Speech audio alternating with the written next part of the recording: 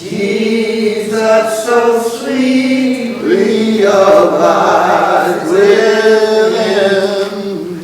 There at the cross where he took me in. Glory to his name. I'm singing glory to his name. Glory to his name. There to my heart was the blood. Glory to his name. Can we pray?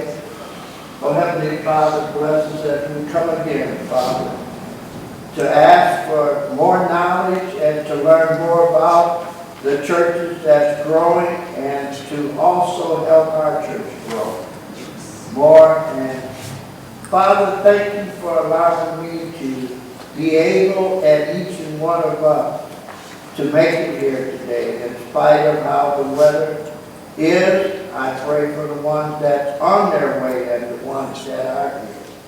I pray that the pastor today will give us more insight on what's going on about these churches and how to move forward and to keep our church prosperous.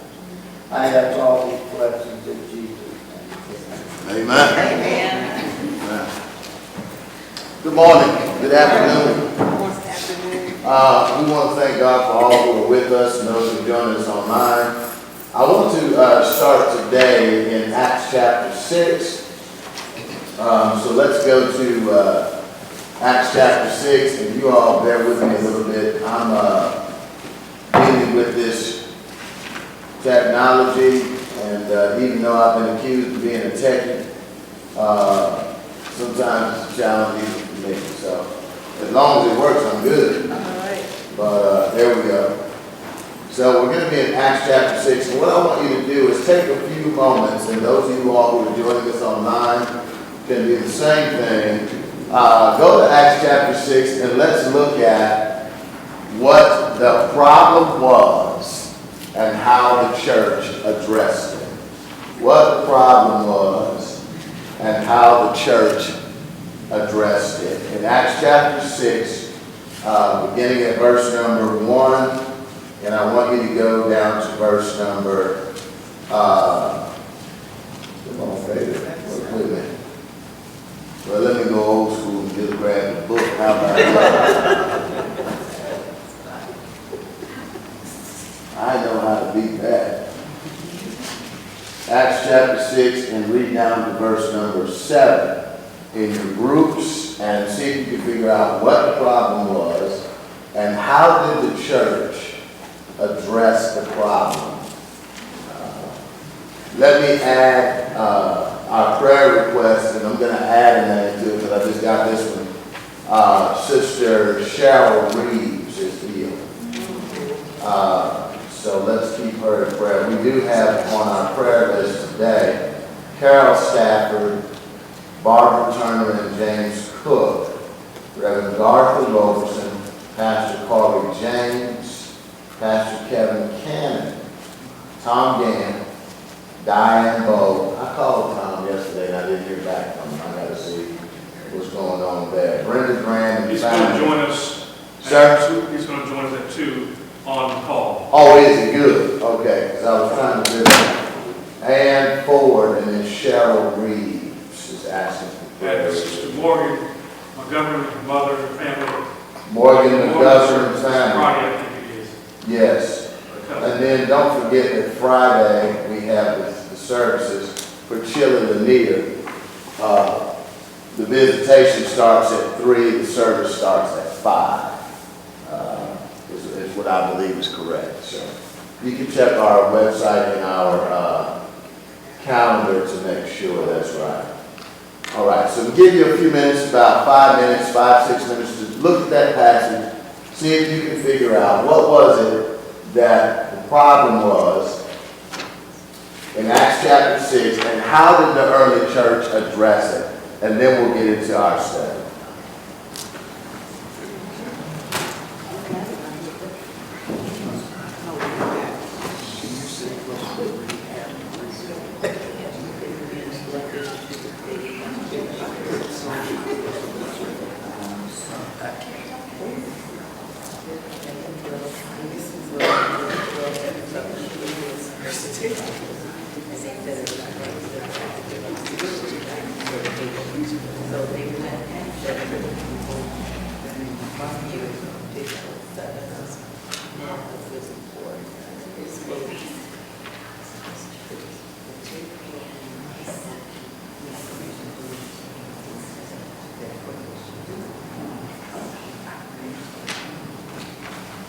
By the way, if you don't have a Bible study book, they'll be in Friday, and you can get it for $12 in the office.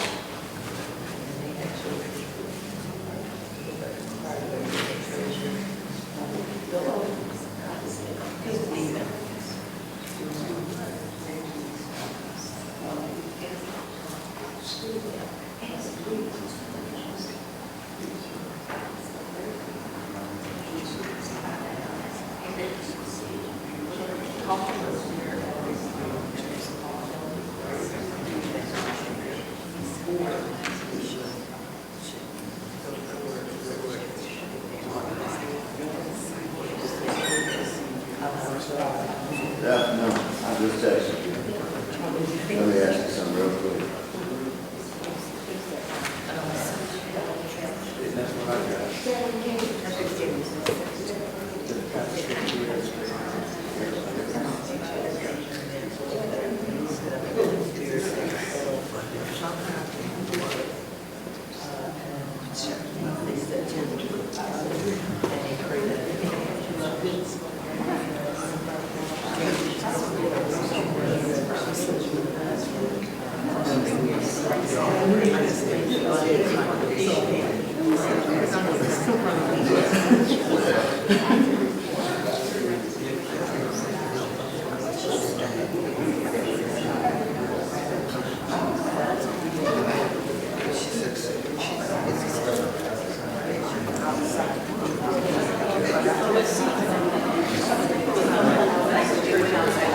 They went outside. They went outside.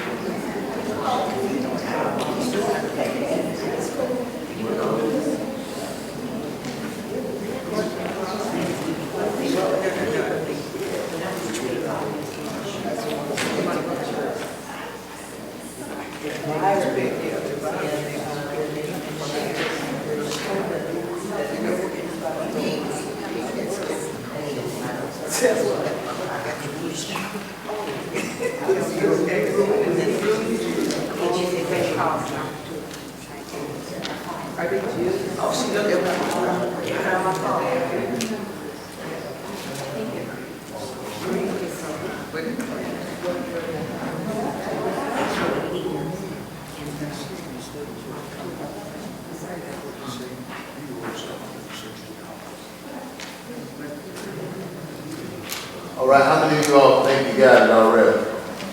You got it, right? Okay, so let's talk about it. Acts chapter 6, what's the problem? Hellenistic widows were not being cared for. All right.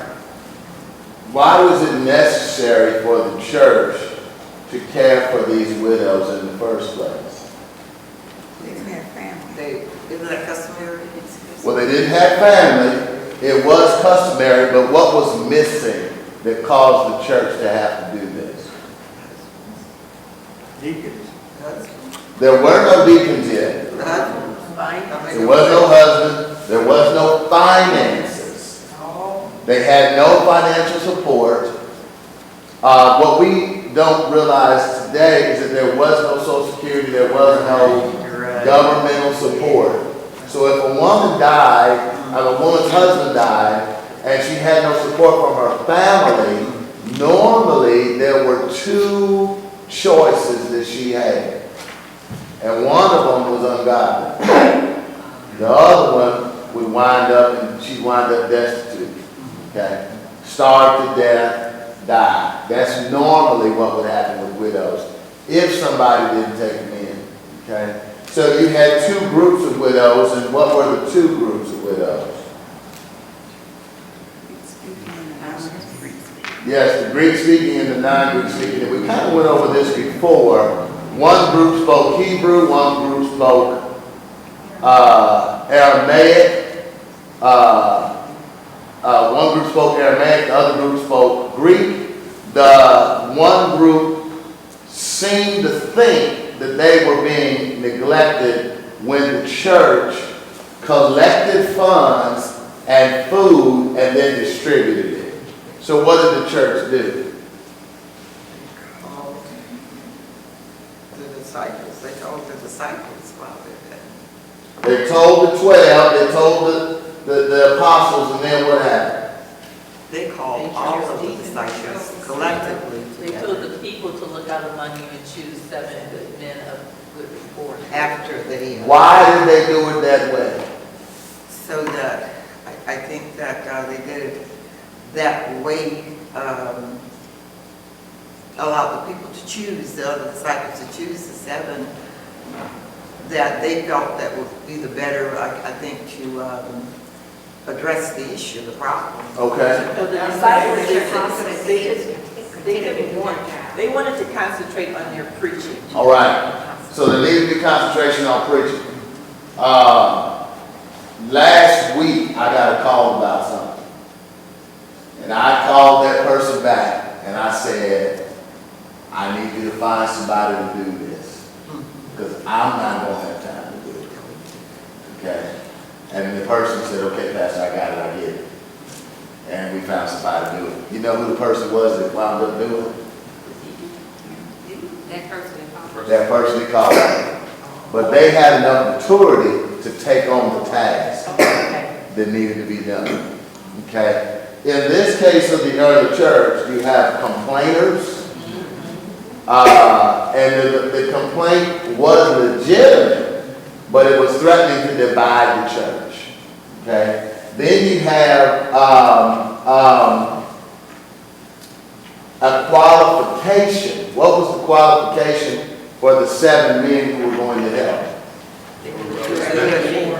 Well respected and what else?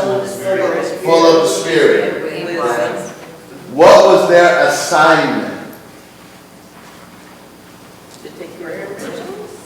Take care of the widows, serve the tables. Okay? So, what was the result of this solution? The result that they were able to continue with their. Yes, and? That was a message was spread. Yes, the message was spread greater because they dealt with the issue. Let me say this. In this book, Anatomy of a Revived Church, what we find out is that churches have problems. But churches that deal with problems, responsibility, normally will see growth. Churches that choose to pretend like the problems don't exist decline. Okay? So in this chapter, come on, baby. What we see is that there's a need in chapter 1 for churches to do what? Change. And what's the chapter called? Accept responsibility. Accept responsibility. So let's walk through this a little bit, and then we're going to have some time to talk while we're going through. One of the things that we find out is that revitalized churches are churches that seem to be alive and well after a decline. Okay? And if you've been around churches very much, there are sometimes that churches have great growth, and there are times that churches have a decline. But when churches have a decline, that does not mean it's the end of the road. Okay? We knew of a church that got down to like 25 people. And then the church experienced explosive growth after that. And the guy that was pastoring that church was now had a lot of people got discouraged when it got down to just a few. Sometimes that happens, but churches can turn around. So Rainer has some different titles for these churches: revitalized churches, breakout churches, turnaround churches, revived churches. So we'll use that. But there are some characteristics of revived churches versus dying churches. What are some of those characteristics? Blame. Dying churches blame, and revived churches do what? They're accountable. They accept responsibility. Dying churches blame who? Others. Somebody else's fault. So let's look at who they blame: other churches, worship styles, Lord have mercy, the pastor, the denomination, the community, and what else? Demographics. So let's look at these little more in depth. Dying churches blame other churches because they say what?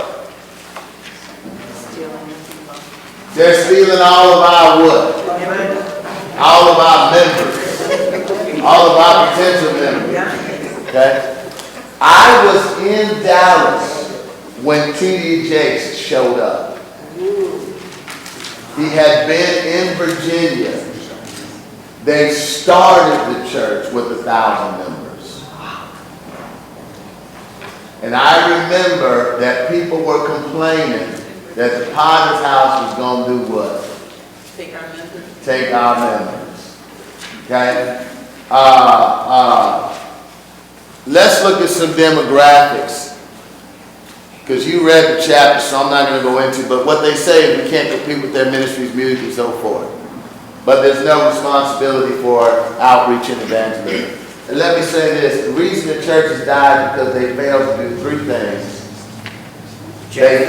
They failed to do evangelism, and they failed to care for their community, and they failed to hold on to God's truth. That's really what it boils down to.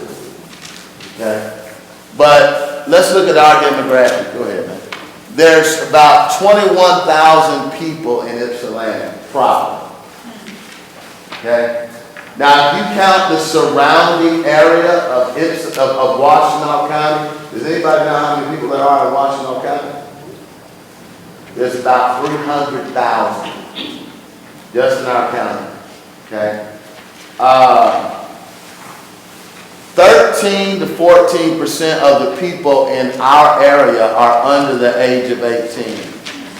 The area is 65% white, 27% black, 4% Hispanic, and 6.4% foreign born. There are 7,784 households. This is according to the last census. And the median household income is $36,982, which you know is not going to work in this area. The 32% of the people in this area live in poverty. Okay? So that's the demographics from 2018 of our area. Yes, ma'am. Do you know how many churches are in there? 27. There are 27 churches in Ypsilanti. You take 27 churches, you divide that by 20,995 people. Now here's the other thing. According to most of the statistics I was able to find, in our area and in most of the United States, I think the number I saw was that only about 48% of people are churched. That's on the high end. So that means that of that number, maybe less than half actually go to church.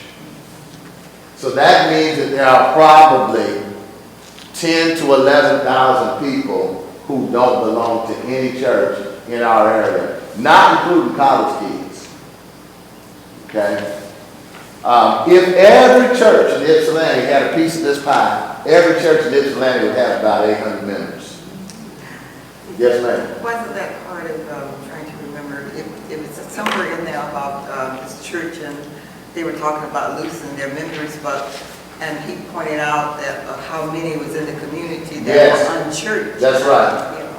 Yeah, and so you won't know unless we get outside the walls and go see people. Okay? So one of the ways that dying churches refuse to accept responsibility, they blame other churches. Who else do they blame? They do blame the pastor. They blame worship styles. So what do most growing churches, what does their worship style look like? Worship. Let me rewind. What do most growing churches' worship style look like? Contemporary. So what does contemporary mean? Well, they're getting out earlier. Praise team, that's what? They're getting out earlier. They get out earlier, They start later. well, They in may some have cases. multiple services. They may have multiple services. What does the worship service itself look like? Younger people. It looks like a concert, That's what they like. okay? Do young people like music? Yes. What else? And I'm talking about churches that are actually growing, not swelling. There's a difference. Right. Swelling means you have a bunch of people, but they're not maturing. Yes. So you can have 10,000 babies, but that's not a growing church. It's a big daycare. The churches that are actually growing, services tend to be a little more contemporary. But the thing is, and when we say contemporary, we mean more music, less talking. Sermons are about 20 to 30 minutes, and the most, you don't have a lot of liturgy. What do we mean by liturgy? There's not a lot of ritual. Service is more flowing, like we do prayer and chant. That's liturgical. Okay, we do a responsive reading. That's liturgical. Most contemporary churches that you go to, you're not going to see that. Okay? Some of you all have visited these other churches, and when you go, you don't know if you're at church or somewhere else. Okay? Now, we have belonged to a lot of different churches in our journey. Some of them were more contemporary, and some were more traditional, but the issue is not contemporary. Because that's the silver bullet theory. If we just do this, the church will grow. Okay? So the silver bullet theory doesn't really work. The real issue is, do we understand what our community needs, and are we trying to reach them? Eddie Lane, who was one of my professors in seminary back in the day, taught a course called contextualization. That is that you study the demographics of your area and you adjust your ministry for that area, which is what missionaries do. So most of the people in our area are how old? 60. Not in our church, Oh, not, you said here. in our area. Oh. Most of the people in our area are under the age of 50. Okay? Yeah. In Ypsilanti is young because most of the people in our area are either in school, just graduated from school, or are starting a family. Now you have the baby boomer population that has retired, but the growing segment of our population is younger. Okay? 20% of our population is younger. And I'll show you some demographics more on that next week. So what you do is you study the area. This is what missionaries do. You figure out what are the issues in that area. What's the number one issue in our area right now that people are struggling with? Jobs. Jobs is the number one area. Because when the plants close, all those good high-paying jobs went with it.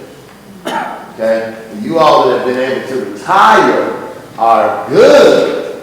But these young folks are out here struggling, and the reason we know that is because 1/3 of our area lives below the poverty level. So I'm just going to touch this for a second. If 1/3 of the people in our area live below the poverty level, what does that mean that they're probably struggling with? Stuff. Finances. Finances. What else? Rent, housing, food, health care. Okay? What's that? Childcare. Child care. Because child care is expensive. Yeah. I talked to somebody this past week who took their child out of daycare because they couldn't afford it. Okay? So those are, you have to study areas. So they blame worship styles. They blame who else?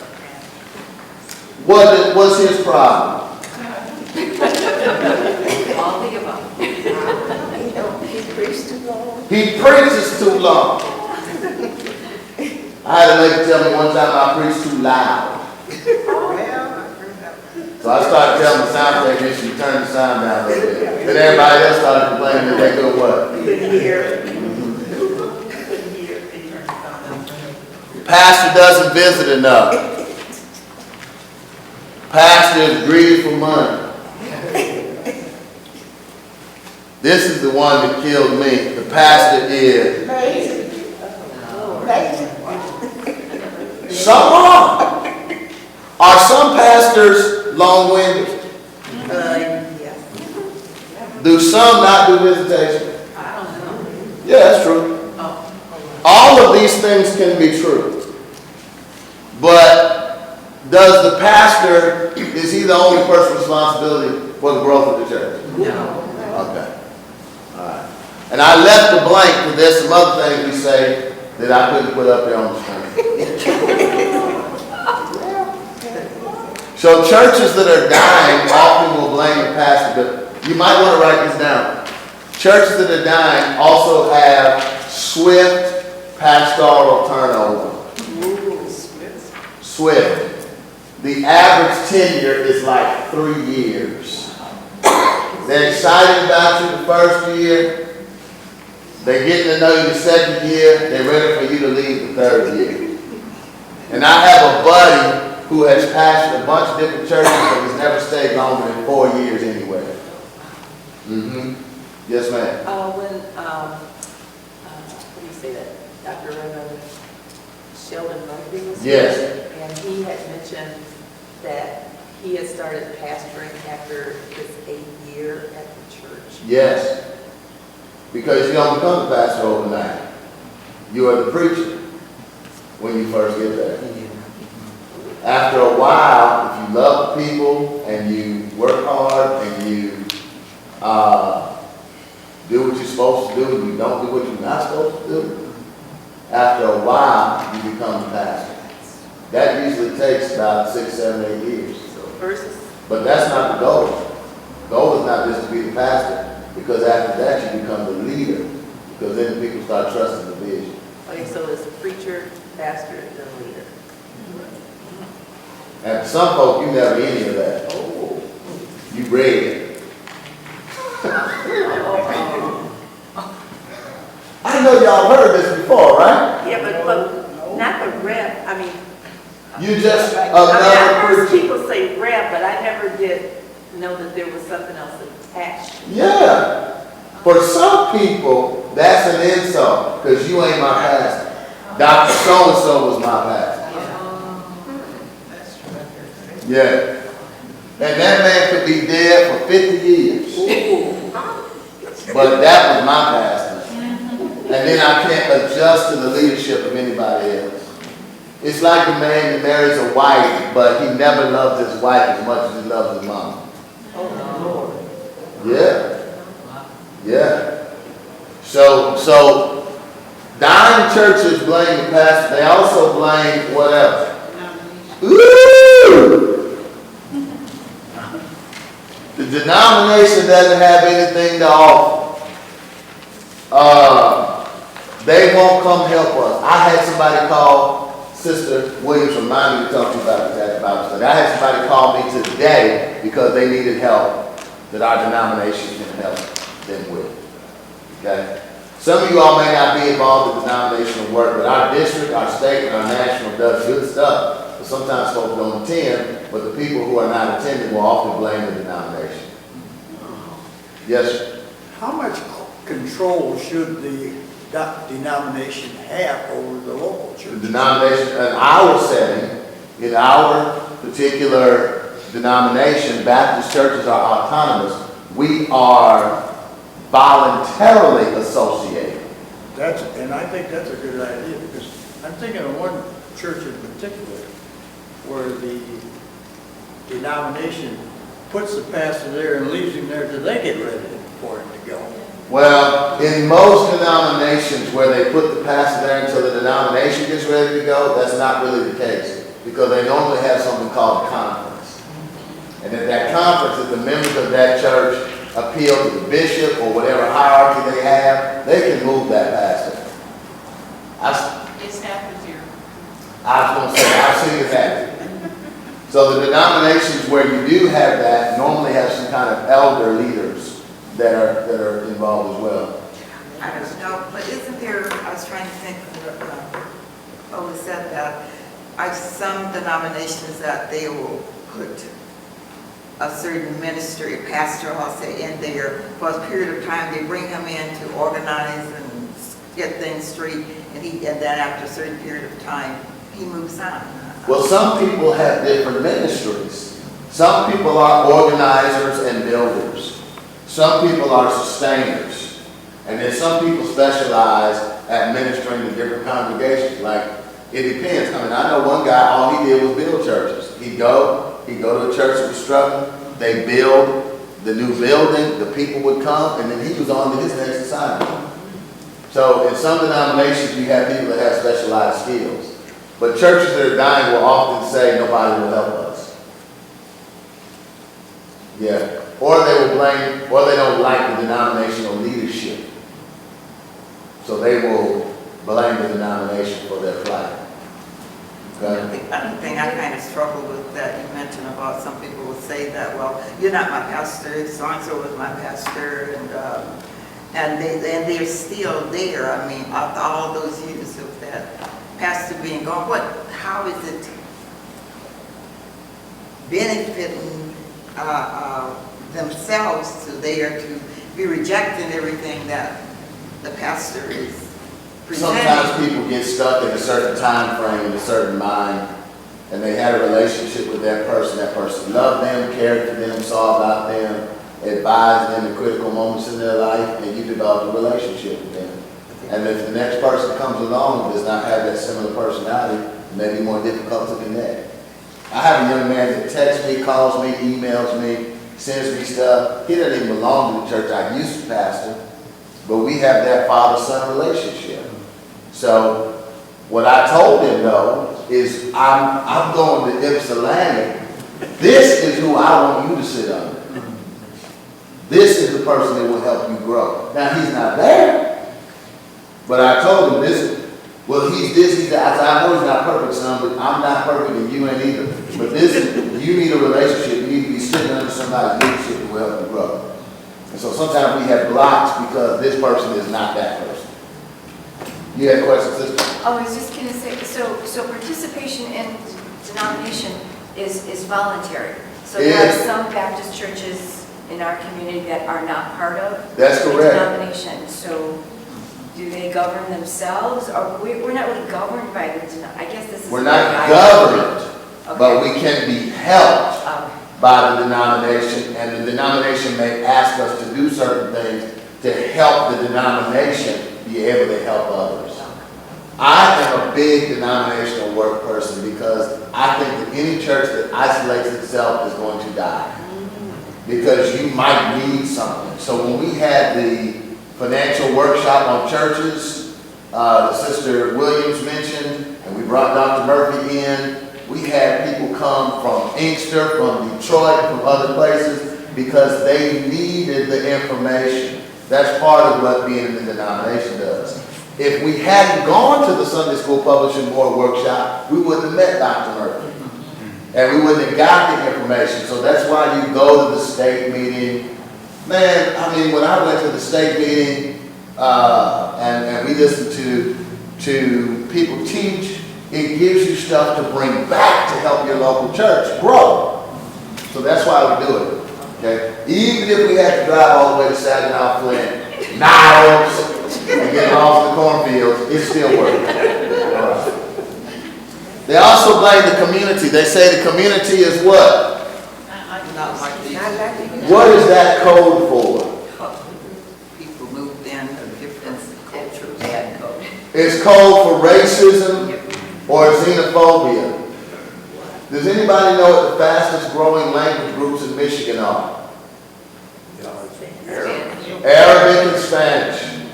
So you will have people shut down their church rather than adjust to who's in the community. Our community around us, even right here, is changing. You see folk walking their dogs and whatnot. So some people are upset about gentrification, but people who gentrify neighborhoods need the Lord too. Okay? So this is another one. They know who we are and they know what? I've heard that. Okay? Or they don't want what we have. So these are our blaming tactics. I had a buddy preach a sermon called "What Do You Do When They Don't Want What You Have?" Because the church where his church was in Dallas, the people in the neighborhood didn't want the way that they were doing church. Yeah, okay. But there's still no outreach. Yeah, our Hear and Share program, you get an opportunity to see what our community look like. Yes. And what was something interesting to me, there was a little girl, she had an iPhone, and she spoke Spanish to whatever that app is that was English, to show me how she was Duolingo. Yeah, and then she spoke the Spanish, the app spoke the English to you.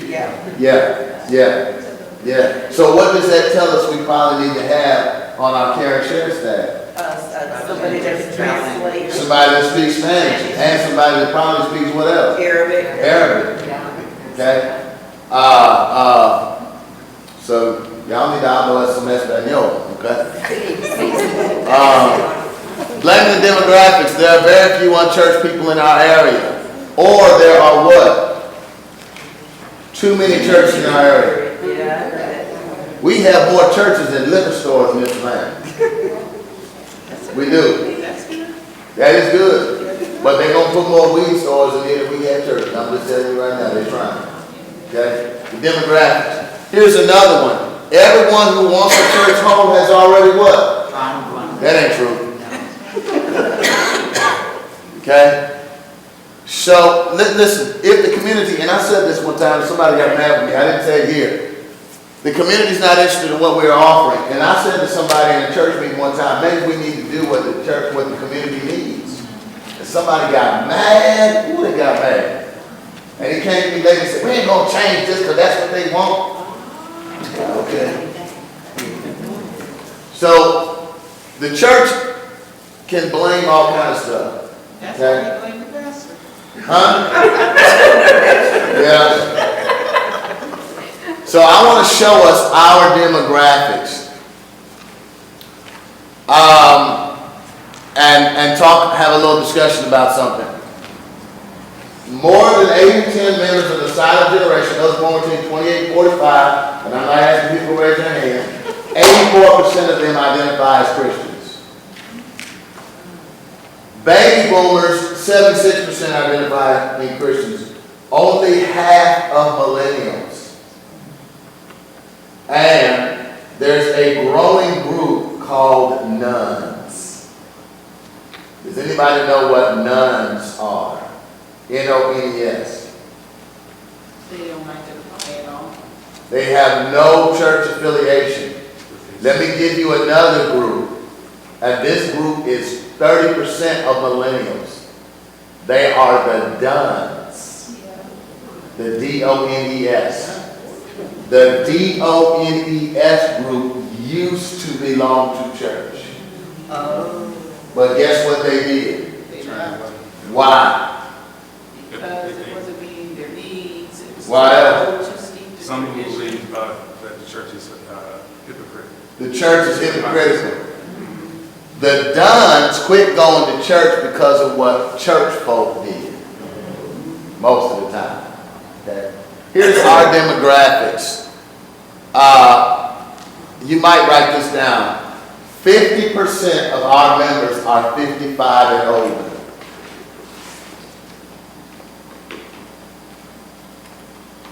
50% are younger than 55.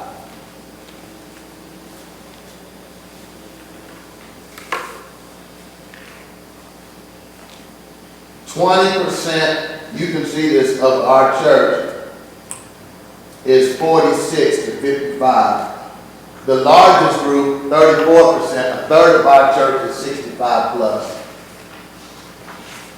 The smallest demographic group in our church is the age of 26 to 35.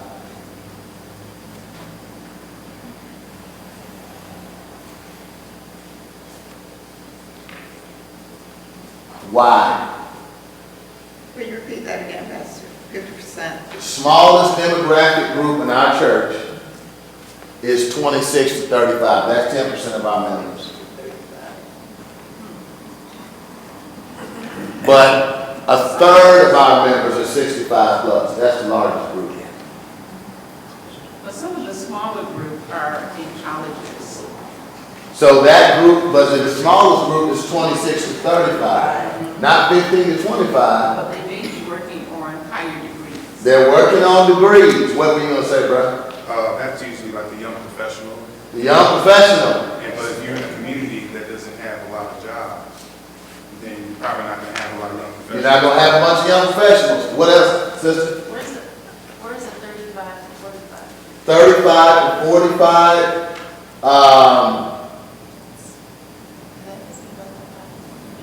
I don't know. And that's me, so I don't know where I am. You know what? I gotta go back and look. That slice may be so small it didn't show up. I'm sorry. But you just made me realize that's another demographic that doesn't even show up, does it? So what age is that, 35? 35 to 45. 36 to 45. Yeah. And there's 36. You're 36? Yeah. Well, we have two of them. Praise the Lord. We got two good ones, dog. Yeah. Thank you for recognizing that. Yes, sir. All right, I know I'm gonna get put out of here right now. All right, you're talking about the younger group.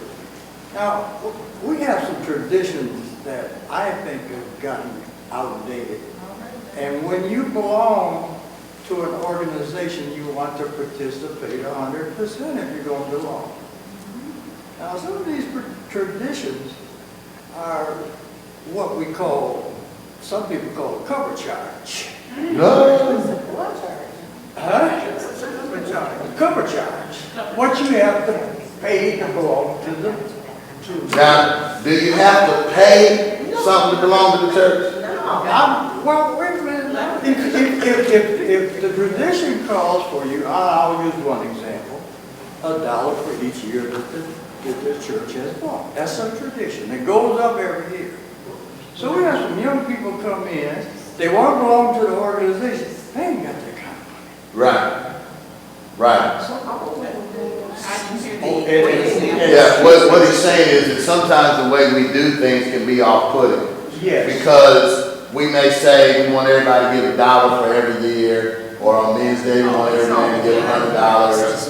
If 30% of our community is, a third of our community is impoverished, that kind of stuff is going to turn people off. So we have some traditions that are off-putting to people in our community. And the way that you do it can make people feel uncomfortable. Yes, and you put it exactly the way I wanted it. Yes, sir. Yes, But sir. you have a choice. You have a choice to participate or not participate. Nobody is forcing you or making Yeah. you do that. That's not always clear. But I would say that this is why there's a particular way that people sometimes will do it. That's why we don't have people come in groups anymore. All the tithers may come. Then we have officers. Then we have the ushers. You see what I'm saying? We just say give. Okay? Because that knocks down, I feel some kind of way. That's one of the benefits of online giving too, is that I don't have to get up and march around, and because if I'm not marching around, it looks like I'm not giving. But I might have just did $2,000 online, and y'all don't need to know. Okay? That online is so good. Well, some people, but I will tell you, sister, ask Sister Gleaves what the statistics look like. A lot of people do it because that's convenient. I only pay one bill a month, not online. All my bills are paid online. Every last one, except for one. So that's, you know what I'm saying? Those are the kind of adjustments that you have to make to reach your community. Okay, so I can get back in the door. I've offended a lot of people. We'll buy you a I'm out in the community quite a bit, and I have been out there. I've kind of come in contact with a lot more people than you do that. And that's one of the things that I hear. Oh, no, it costs too much money to go to that church. Yeah. And that's what you mean by cover. Like if you go to a club, you may have to pay a cover charge. Yeah. I've been the one lately, so Well, when I went to Baker's a few weeks ago with my cousin, we had to pay $10, $15 to get in. That was before we ordered food. Now, I didn't order anything, drink or water, so you look at me like that. But that's how some people feel, because then if I join a ministry, then that ministry wants me to pay dues.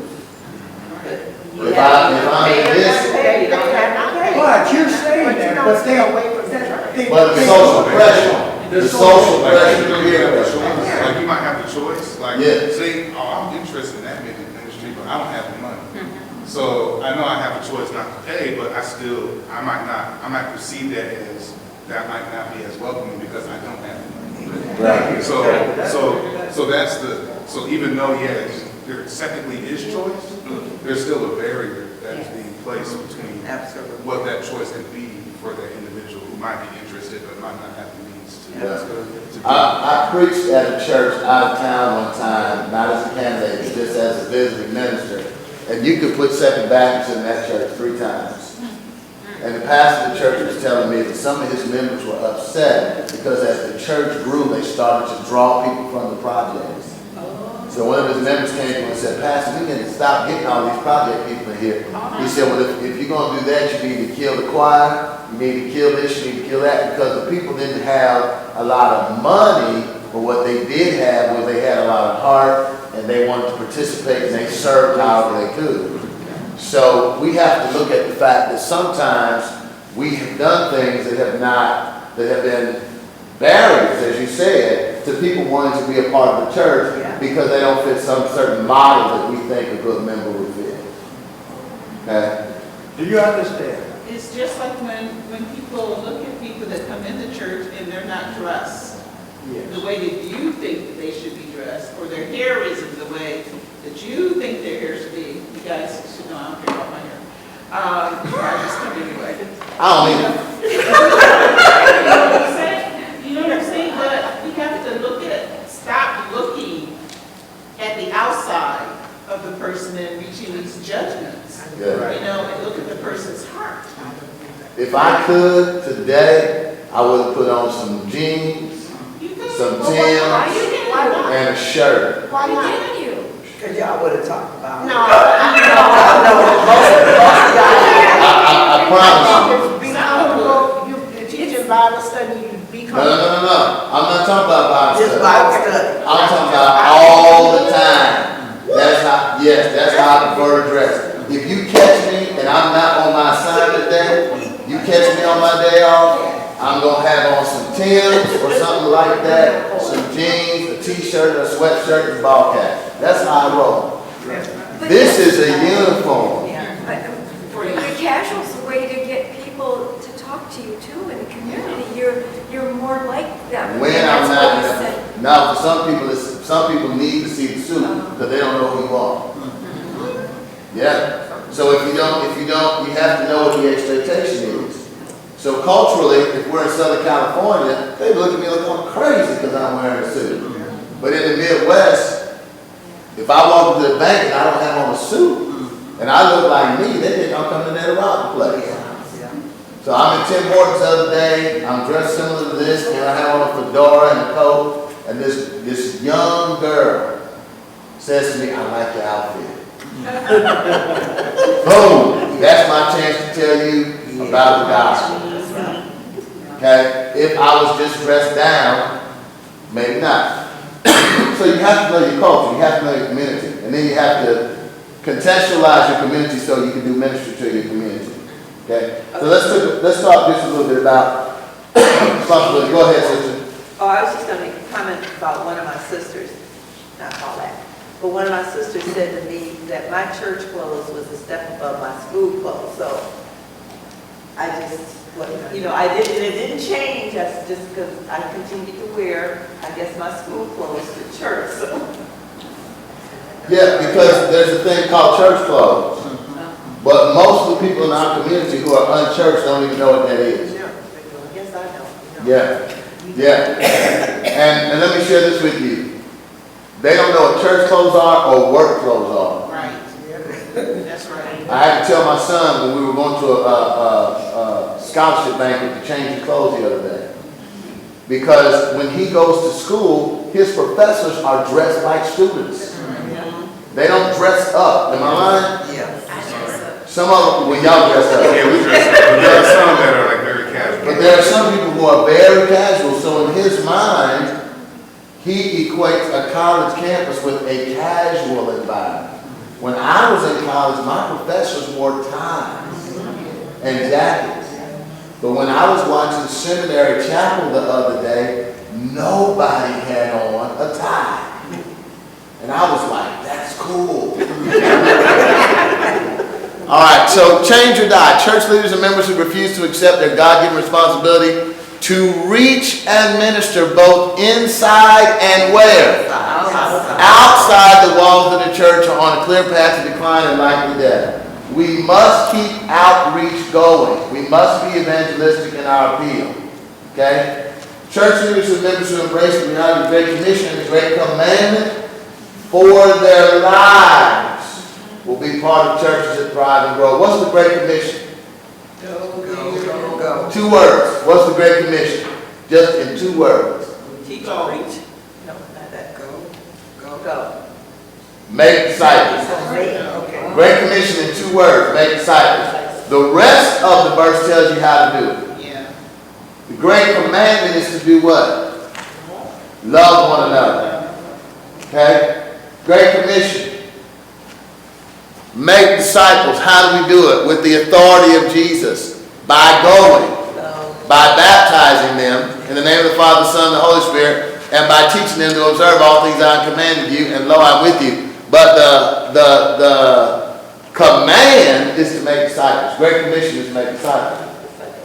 Great Commandment, John 13:34. We need to learn this one more because we emphasize the Great Commission, but without the Great Commandment, it's hard to make disciples if we don't love one another. Okay? So the Great Commandment is love one another. Well, how do we love one another? Like He loved us. So people will know we are His disciples. Okay? The modifiers are modifying love one another. How do I know if people love me? By what they do. Sometimes by what they say. So a common denominator in turnaround churches. What was the common denominator? They moved from blame to obedience. They moved from blame to obedience. They accepted responsibility for where the church was. Okay? Let's look at something else. There were some examples that we saw in the book. All of those examples started with what?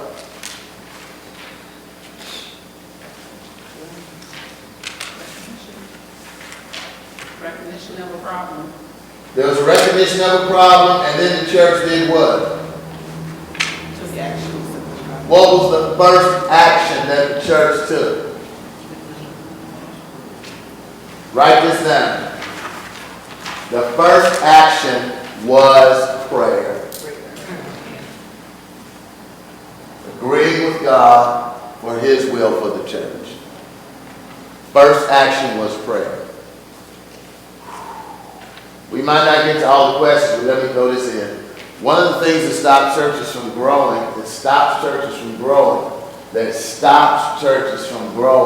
is when we impose our will on the Lord's church. Yes. When we impose our will, our preferences, the way I want it, on the Lord's church. It's not our church. Amen. So prayer connects us and study connects us with the Lord's will for the church. Now I have a question for you, little survey.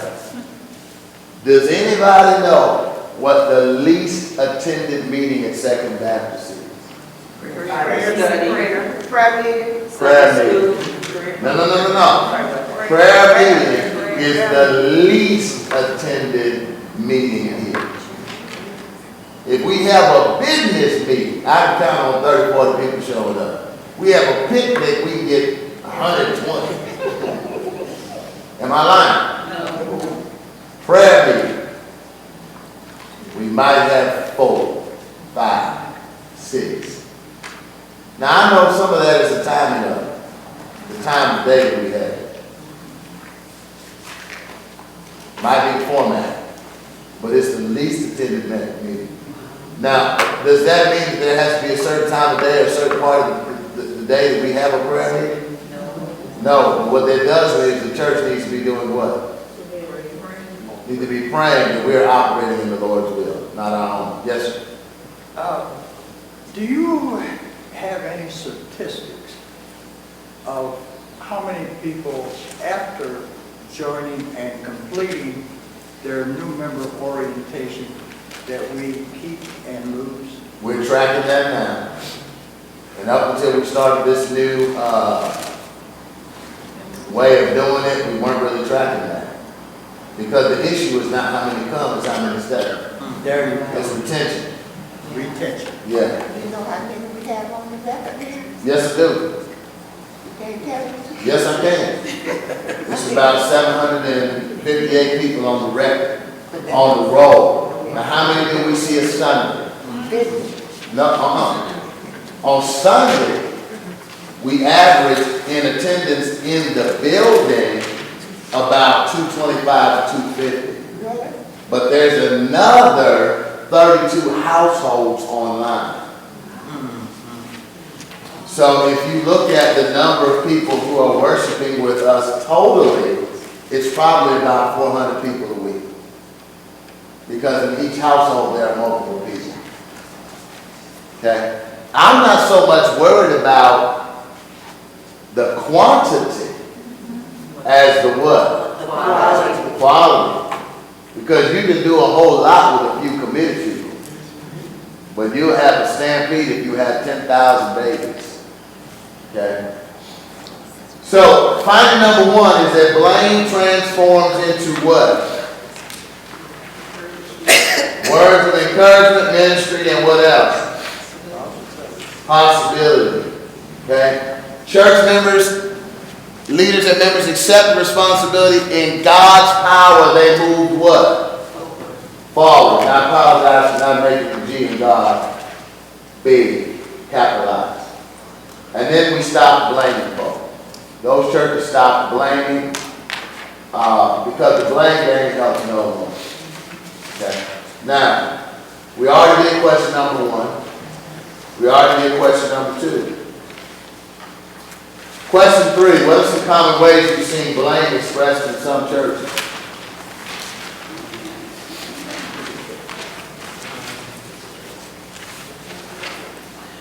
Choir can't sing.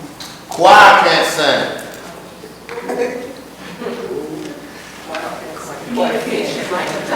There's no communication. Too many social cliques. Here's one I heard recently. The church is too sadic. Oh my goodness. Yeah. Is that bougie? Too bougie. That's not true, but I've heard that recently. And I had to knock it down. Okay. Question 4. What does it mean that church members and leaders accept the responsibility? So you must embrace the reality of the great men. Yeah. We stop looking at others and we embrace what? The reality of the Great Commission. The Great Commission and the Great Commandment. We can play the blame game all day long. It's somebody else's fault. Okay? But until we deal with our own history and our own issues, we will continue to play the blame game. Okay? Question number 5. Why do you think this finding the anatomy of a revived church is mentioned first? And that is that blame turned into obedience. Why is that mentioned first? That's the do or the die. That's the do or the die. Okay, what are you going to say, Brother Allen? So our group ended up saying, so if there is no acceptance of the problem, then there can't be no clear direction on how to solve the problem of revival church. All right, we don't know what the problem is. We can't identify it. We can't solve it. By the way, let me throw this out to you. The identification of a problem is not a solution. The identification of a problem is not a solution. When I walked in this morning, it was chilly in here.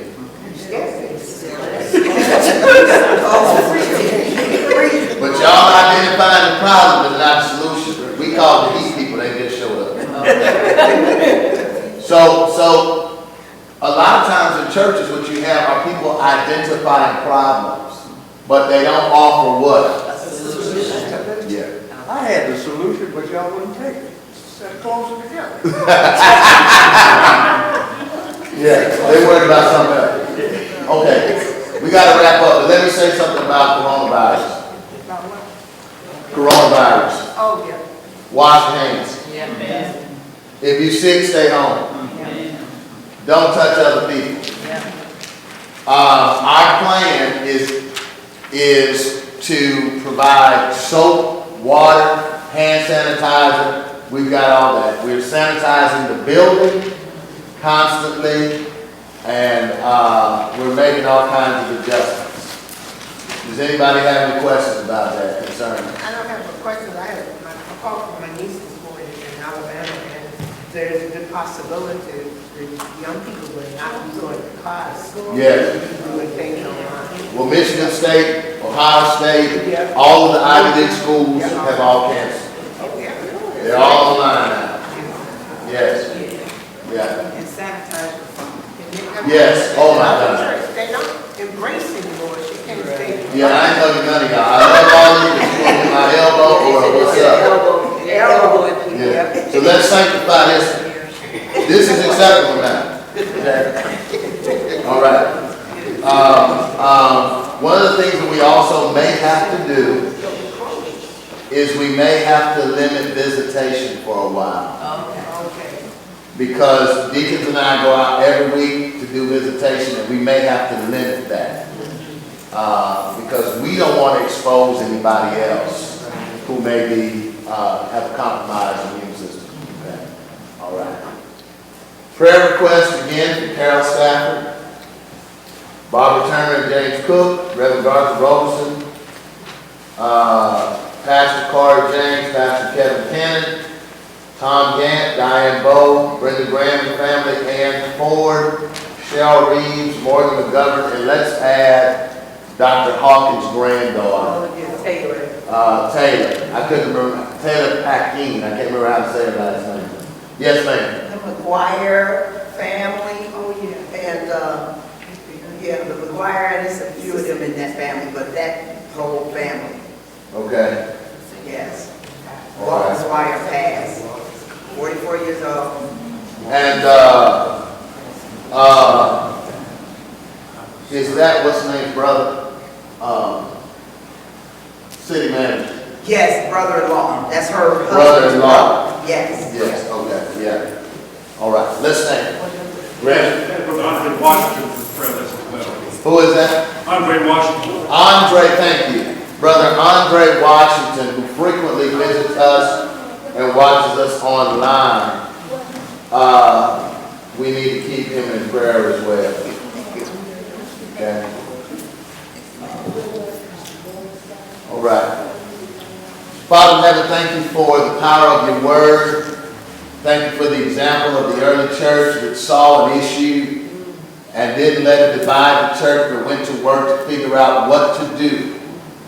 Lord, may we, through the mirror of your word, examine ourselves individually and collectively and see, Lord, how we might need to change so that your church lives and thrives and grows. Send us out now with boldness and a bold witness and cover us in the midst of this health crisis. We thank you that you are the healer. In Jesus' name, amen. Amen. Amen.